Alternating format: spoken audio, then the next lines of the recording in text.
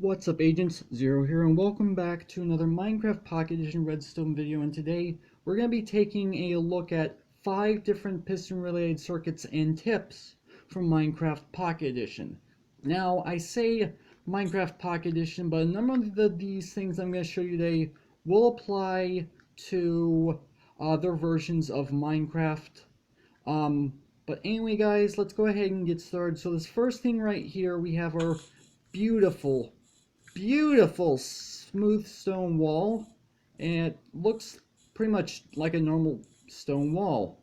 But if we go ahead and pull this lever, pistons retracting, we have ourselves a little hidden message. Now, this can actually be done in a number of different ways, aside the actual message you're trying to give out. You can have it pull in like I just did. You can have it push out instead.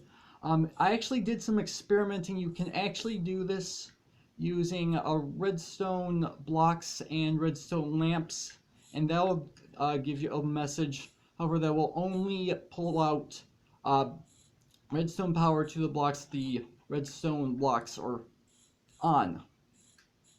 Okay, so now that you know that, now this is actually a little bit trickier to figure out in Minecraft Pocket Edition because of Pistons not being able to have full compatibility to quasi-connectivity. However, with the way I've wired this up, it is actually possible. So Pistons do actually have quasi-connectivity. The only problem is you can't put a repeater directly into a piston and have more than one piston act. That's the problem that Pistons have in Pocket Edition.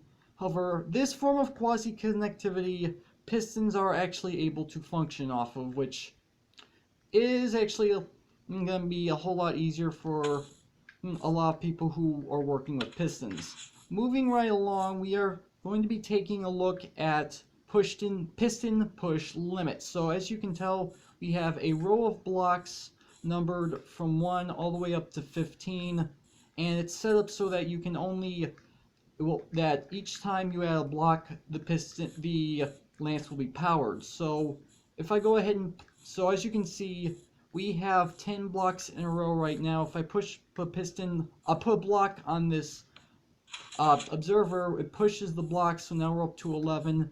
And if we do it again, we have 12 blocks pushed. Now if we do this one more time, there are too many blocks. Now I did cover this in my last redstone video. That was the observer bases and stuff, so I did cover it then.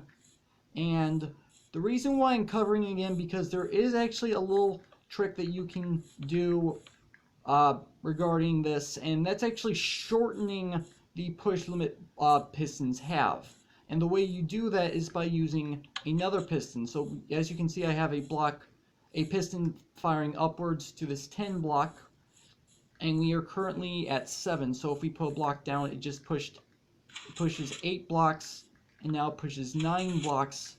However, because of that piston we extended, it will not go any further. Now the reason why this is useful, because if you're actually trying to keep something completely hidden, but you don't want things to be going past your build, this is how you go about doing it. It's very simple to do. All you really need is a redstone power source of some sort, which I have in the form of this lever.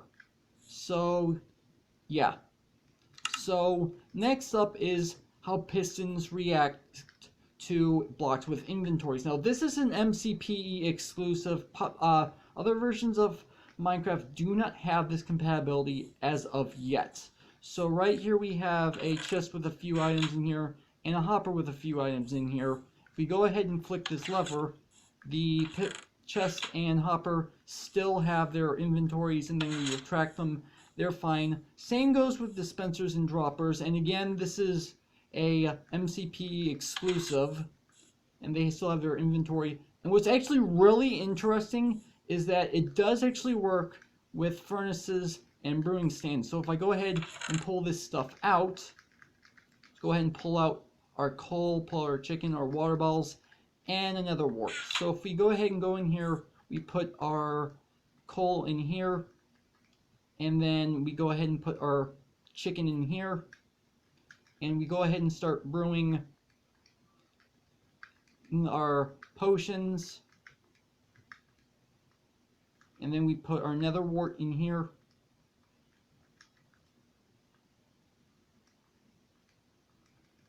So we have our potion brewing, and we have our furnace going, and that is in fact still brewing and smelting, so it actually hasn't changed that. And it doesn't actually reset the time of which it's been brewing or smelting. So if you guys know of a way to be able to hide this kind of stuff, then you now know that you can actually do it without problem. Next thing we want to look at is slime blocks and pistons. Now, as we already know, bedrock and obsidian are blocks of which slime blocks are not able to pull. However, there are more blocks than just these. There's actually a number of different blocks. You can actually do the same thing using melons. You can use pumpkins and jack-o'-lanterns. You can use cobwebs. There's actually string right here, which is really cool. You have yourself monster spawners, and you also have leaves. And if we go ahead and do this, nothing is moving at all. So leaves are actually relatively cheap for using for slime blocks, because all you need is a pair of shears, and they're very easy to get, and they're renewable. And as you can see, the string is still here. Nothing has happened. Now, there is one other thing that slime blocks are not able to pull, and that's extended pistons. So we obviously can move this piston about. If we go ahead and extend this and we power this piston, we cannot actually pull it back. In fact, it leaves the slime block there, and as you can tell, this is actually a sticky piston. So as you can tell, that's a bit of an issue. If we go ahead and retract the piston again, we can pull again. Now, this is actually one final little trick for you guys, and you can actually be able to hide a number of different things using this trick. So if I go ahead and flick this lever once, the piston is going to push the hopper and the block, and the same thing with the other side, and that carpet stays in place. Now, I actually found this as a little bit of an accident, and it's actually a relatively cool idea, because you can use this to hide hoppers and chests and stuff, and hopper minecarts as well you might be able to hide. So yeah, so you could basically go into here, and you have your carpets hiding your hoppers. If I go ahead and start throwing stuff down, it's obviously going to go into the hopper. But if I go ahead and pull this lever again, and we try to attempt the same thing, nothing actually happens. So if you're trying to hide something, or you're trying to keep something like locked until a certain thing happens, this is a really good way to go. And yeah, that's very simple to do.